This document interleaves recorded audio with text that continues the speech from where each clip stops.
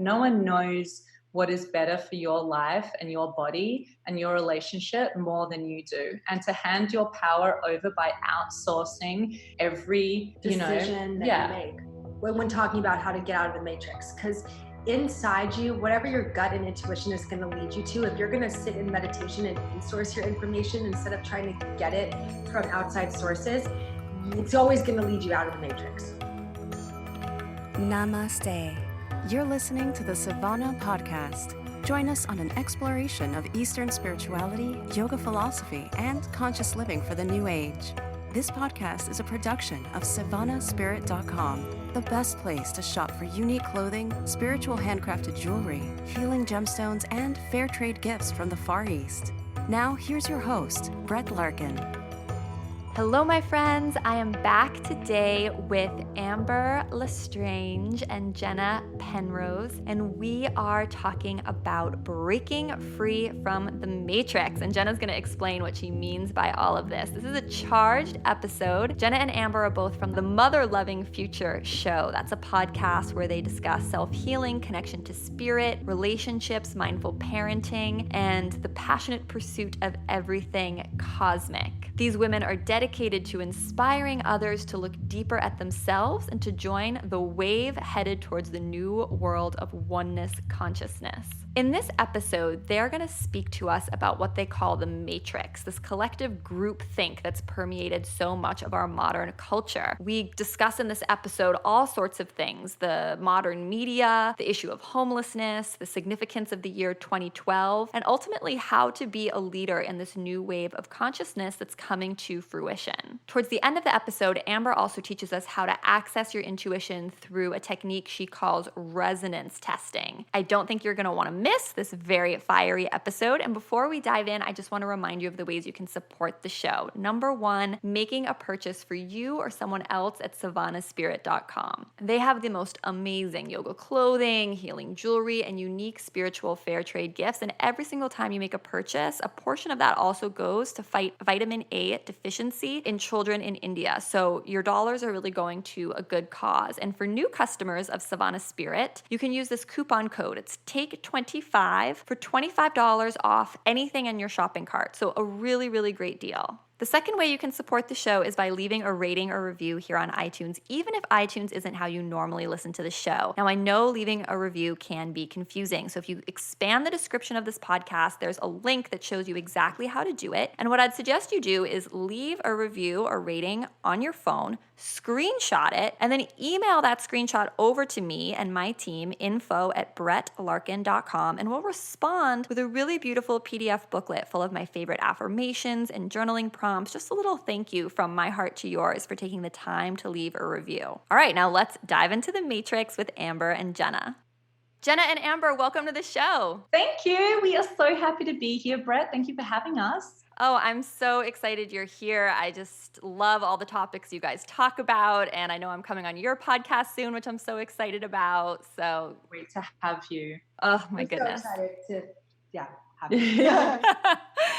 Yeah, so one of the things that when we were chit-chatting about you guys coming on the show and sharing your knowledge and expertise was this idea of kind of breaking out of the matrix, breaking free. And I'm curious what you mean by that. Do you remember the movie The Matrix? I do, and which was another reason I was super intrigued when we started talking about this topic. Well, Jenna, do you want to explain the concept that we relate to in that movie? Totally. So like in that movie, humans are plugged into an artificial system in which is kind of feeding them a false reality. And then people in that movie are able to break free and sort of see what reality is really like when they're not plugged into the matrix. And not exactly like the movie. We don't really think that we're plugged into like an artificial intelligent system like in that movie. But for our purposes, the matrix, for lack of a better word, is the intentionally limited third dimensional reality that we collectively live in on planet Earth. This is not a natural environment and has been constructed as a false system of control by forces that do not have our best interest or the interest of humanity at heart. That is why the majority of humans continue to experience war, sickness, desperation, hunger, and poverty. The matrix is the fake reality set up for the 99% of people by the 1%, who are ultimately ruled by darker forces, who want to control the direction of humanity and control the resources of the earth. And it is time for the matrix to fall. And if only there was a blue pill that we could all take, if only it was that simple. I think that it's super connected as well to this current wave of consciousness that we're all experiencing. And it's part of the waking up, if you so want to call it, busting out of the systems that we've been led to believe is all that there is. Because really we are multidimensional beings, and our potential is so much greater than the limited human potential that we are taught to believe that we are. So the whole revolution of consciousness in our mind is actually awakening us to our full potential, to our soul parts, our etheric bodies, our emotional bodies, our higher selves, and the empowerment that comes with being connected to all of that. So that's waking up from the matrix. So I'm wondering how we can break this down into something very practical. Like, do you have an example of how you had kind of an aha or wake up moment in your own life? In my personal experience, I've had pretty diverse avenues to getting me more familiar with what's beyond the veil. Two very practical or semi-practical ones, depending on what world you're living in. For me, the Landmark Forum. Have you heard of the Landmark Forum? I have, yes. Okay, awesome. So that is a very practical, very palatable kind of world you can walk into, that course that's like a 3 or 4 day course that leads you through understanding your own mind, your own place in reality, and the simple psychology of humans, where we create our own reality by the perspective we choose. And then that perspective, all the stimuli, life stimuli that we're taking in, will then draw our reality, our truth of who we are, who that person is, what we're good at, what we're not, our capabilities, and then you form your life and manifest your life from that point. So Landmark Forum is just kind of a simple tool I use to start to crack away at my inherited belief systems from my own family and upbringing, also from the system. I think the system is a major player in building the illusion of the matrix. And when you say the system, Amber, what do you mean by that? Do you mean like our education system? Yeah, so our education system, our political system, our medical system, even religion. Yeah, these cultural institutions are the things that really impose the matrix upon us and make it think that it's normal and real. So what are some examples of what you guys would call like matrix think? For example, okay, go ahead. I'll let you lead. Jenna's busting out the chops here. Let's talk about the media. Yeah. So for example, the mainstream media is a good example. So if there's like a political narrative of fear that the people who, when I say the 1%, I mean that there is like a small group of people who are really the owners of the corporations, the owners of the owners of the corporations, the media company, the pharmaceutical companies, the military and industrial complex that have so much money that behind the scenes they're kind of puppet mastering almost everything that's happening. And so they are the ones who own the mainstream media news channels. And one example that happened to me, I remember here in California in San Bernardino a couple of years ago, there was a shooting, and I actually was watching TV when the shooting happened, like live, and they had live coverage of it. And during the live coverage, they said white men dressed in military uniforms came in and shot people up. And that was the first reporting on it. By the end of the day, the mainstream media had changed its tune. And now it wasn't white army men who had busted in and killed people. It was a Muslim couple. Literally, they changed their story to say that it was a Muslim couple who did it. And yet when it was reported live, the eyewitnesses were saying it was white military men. Okay. So that's an example of like a matrix illusion that's being imposed on people. Because when the mainstream media reports it's an radical Islamic couple that's coming in and shooting up a building, then people are like playing into this narrative of fear of like the other, and like maybe we should hate Muslims, and like we're at war, and just completely playing into this illusion of fear and separation. And not only that, I think media I mean, something that we can all relate to as well is patriarchal, domination in regards to we've lived for centuries where men have held the power. And I think that there's been a narrative through media and through stories and through just the hierarchy system of politics and society where men have been depicted as the people who have the answers, who make the calls, and the women have been depicted as the caretakers. Or crazy. And, caretakers at best. Crazy or witches to be burned. Yeah, that's true. Whatever it may be. So, a more relatable shift, I guess, that you can see happening right now where we're starting to break out of old belief systems is the rise of the feminine power, equality, and recognizing that women are not how they've been depicted. Because it's obviously when you see that, you start to believe it and impose it on yourself and in your own life. You accept it as the truth. So I guess our concept of breaking free of the matrix is realizing that everything's made up. Like, we are humans and we make up all these systems that we're working in, besides obviously the natural system of the earth. And I think that we're now at a place where we can design out a new world going forward and break free of what we were taught to believe is the only way to do relationship, to do life, to do money, to do health, to do all those things. We're busting out of that into a new paradigm, really. Mm.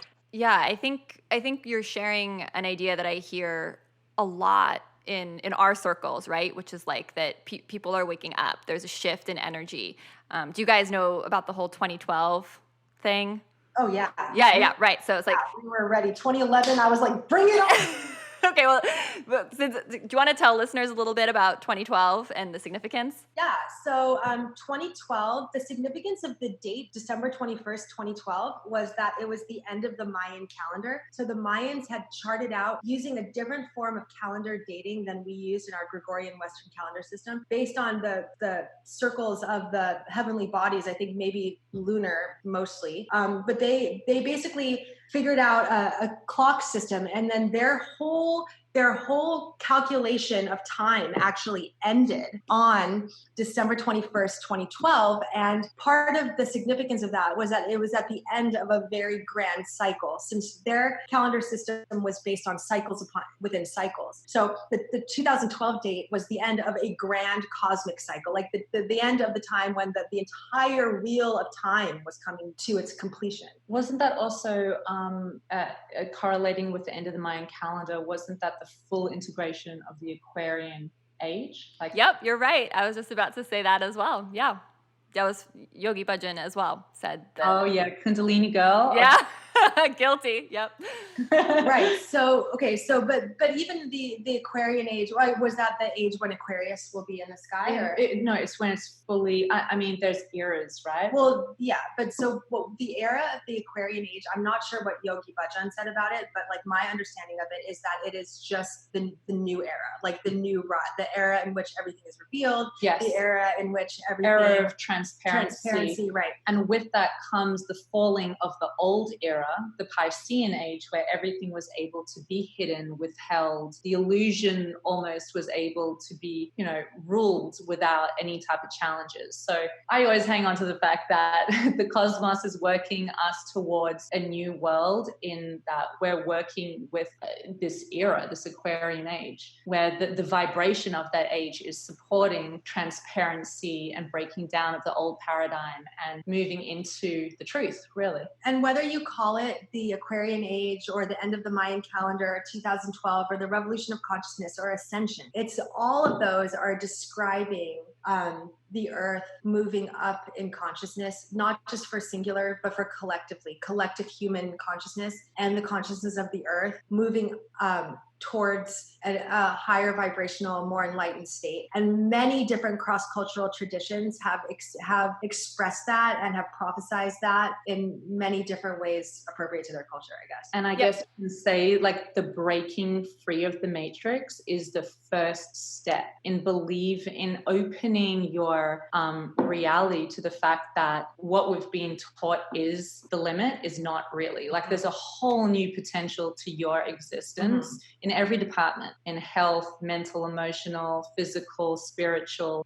We can upgrade in every department. We're just not. And yes, and the reality that we have has been holding us back and that we've been taking for reality is really an illusion, actually. And like in the movie The Matrix, when Neo realizes that it's an illusion and that if you have a higher understanding, you can actually manipulate within the illusion, and he's able to dodge bullets. He's able to do a lot of magical stuff because he realizes that it's all an illusion and that you can override that. So that's kind of where we're getting to. I need that pill, is what I'm trying to say, Brett. Well, I would encourage listeners, if, those who are listening to this, is to ask yourself, if you're listening, what were you doing in 2012? Because it's likely that listening to this, you're practicing yoga and meditation, or maybe you're a teacher. And I know when I looked back, that was when I made some really big shifts in my business. It's when I got really serious about uploading to YouTube. It's kind of interesting when you ask and look back at even your own history as someone who's into yoga and into meditation, because I feel like we're all at the forefront of this movement, right? And yeah, it's just sort of a fun game to play to see where were you when this shift was happening. And I think a lot of listeners, you might be surprised when you see that, like, oh, that was the year that I got into yoga, or that was the year that, I made some big pivotal changes. You know what? Another funny concept of ours, or confronting concept of ours, is that breakdowns are an opportunity for breakthroughs. And I remember 2012 as a really intense, hard year of breakdowns. But when looking back, I realized that those breakdowns initiated me into the next level of consciousness and forced me to move through the blockages and the brokenness that I needed to, that my higher self, I assume, was calling me to heal, to make it to the next level, to upgrade my consciousness, to, support this new wave, really. So look for the breakdowns and accept them, arms wide open. They are little blessings sometimes. Right. Yeah. I love that. The breakdown to the breakthrough, or, rock bottom is always when the big shift is about to happen. I'm curious to hear both of your thoughts, because it seems like we're in this time of transition, right? And I feel and I hear, like, even in your voice, like charged, I don't want to call it like outrage, but like excitement, and also a little bit of like disdain for like the way things are now. And so I'm wondering what advice you have for listeners, since we still live kind of like in the matrix. Like, even if we do our own self-work, right? We're going to yoga. Maybe we're going to Landmark. Maybe we're doing personal development work. Maybe we're journaling. That's my favorite. We're doing intense meditation. We still live in a world where, like, the news is playing, right? We're potentially going to jobs and interacting with people who maybe don't have the same belief system. What's the best way to kind of carry through and stay centered and present while still being an advocate for change and shifting this new wave of consciousness? Jenna's like, let me take this one. Yes, you could take this one. I also have a really great point on this, but take it away, sure? Jenna. Okay. Yeah, go for it. So, me, I'm an extreme empath, so I'm very, very affected by the energies around me. And so I'm, as somebody who is definitely on a mission to break through from the matrix, I'm also very affected by living in the matrix. And sometimes it makes me feel anxious or depressed. The things that have worked for me have been two things the most. Number one is, I would say, really having the thought in the forefront of your mind that it is an illusion. Okay, so when you're triggered within the illusion, just be like, this is an illusion, and then call yourself back to your higher self. So instead of basically shifting your focus from the trigger within the matrix to a universal truth, spiritual truth, or a mantra, you could say, that takes you back to the resonance of your higher self, or to universal truth. And to just, so what mantra would you use? So, like, for me, honestly, my mantra is, this is all an illusion. This is all an illusion. So basically, if I'm triggered within the matrix, like, for example, one thing that triggers me that happened on my drive here today was seeing homeless people asking for money, because I'm so empathic that when I see that, it literally breaks my heart. Like, I cry for them. I cry for them as if they're my child. And that triggers me. So today when I saw a homeless person, I was like, this is an illusion. His pain is an illusion. He's protected by his guides. I don't need to inject myself in his story and his soul learning path. Like, this is his soul. I'm going to pray for him. I'm going to pray for him, but I don't need to take that on, and it's just an illusion. I don't need to take it on. So that's one thing that's helped me. The other thing quickly is energetic shielding. So I do a meditation where I imagine myself in a bubble connected to the earth and connected to spirit. And I command my personal space in that bubble. So that is like, it helps me set up boundaries. It helps me vibrate at my vibration within my bubble. And that can be unaffected by the vibrations of the matrix, if that makes sense. Can I share my one? That was brilliant, by the way. Yes, please share yours, Amber. And she's such a hardcore empath that she's very much, channeling spirit a lot of the time. And she really practices a lot of this because she feels so much. I'm a little bit more in the matrix and a little bit more grounded. And what has set me free from taking this human experience too seriously, to the point where I get depressed, or I take things personally and get in my own way in life, I would say is really, really refining my relationship to myself, which looks like sharpening my intuition and living in my intuition and allowing that to be my guide. Like, we do these things called resonance testing. The law of resonance. And anything that doesn't seem right to me, or even if it does seem right, I will always do a resonance test. Does that sit well as the truth for me? And it may be on mainstream media. Yeah, good point. It may be, this kind of fad that's going around about, I don't know. Coffee colonics. Actually, I did try them once. They were great. It may be a fad around relationships, around health, around, it could be a political revolution, whatever it may be. I always bring it back to my own self and my intuition, because I trust that, and I know that that is connected to a higher source and intelligence, and all I have to do is in-source my knowing rather than outsource it by these made up, you could call it illusion, made up kind of rules systems, of the world and systems. And a lot of the time, I'm doing exercises that strengthen my intuition, meditating, going inward, just daily doing things to sharpen that, so that becomes my compass throughout life. I kind of agree with you, Brett. Like, you, in your question, it felt like you were saying we live in the matrix. Like, this is our reality. How can we work with it to live an empowered and healed life? And I agree with you. I think that we have to understand the rules of the game. And when you understand them, you're able to get to where you're going, or you want to go quicker. And it's just a matter of understanding the rules and knowing where your limits are, or, no limits rather, and going for it. Not trying to kind of, I guess, information is freedom. So it's really about just understanding it and trying to break free of the shackles. So when you say a resonance test, does that look like meditating and then maybe asking yourself a very specific question, like, does doing XYZ feel aligned for me? Good to me. Like, let's say you get invited to a party, and you kind of don't want to go, but you feel like you should. So you think about yourself going to the party. How does that feel? Does that feel good in your gut? Does that feel right in your gut? And then now think about yourself not going to the party. Does that feel good in your gut? Does that feel right in your gut? Whichever of the two resonates is what you should do. And you shouldn't feel bad about it. Like, if you're going to stay home and not go to the party, even though you told your friends you were, don't feel bad about that. Follow your resonance, I use a lot with food as well. I do health coaching, holistic health coaching. And a lot of the time I get clients who want to know the best diet and the best way to correct their system and what eating plan they should be on. And the main work I do with those clients is sharpening their intuition and knowing that they are a unique bio individual, and that every day they're going to have food as medicine, something different that resonates with them that day. They could be on a watermelon diet and it works for a week, and then they're starting to feel depleted of energy. And that's the day. If they're in resonance with the watermelon, they continue. And if they're not in resonance, they just continue. So it's a moment to moment check in with yourself. And as Jenna said, it's just a feeling. It's always a feeling. I visualize.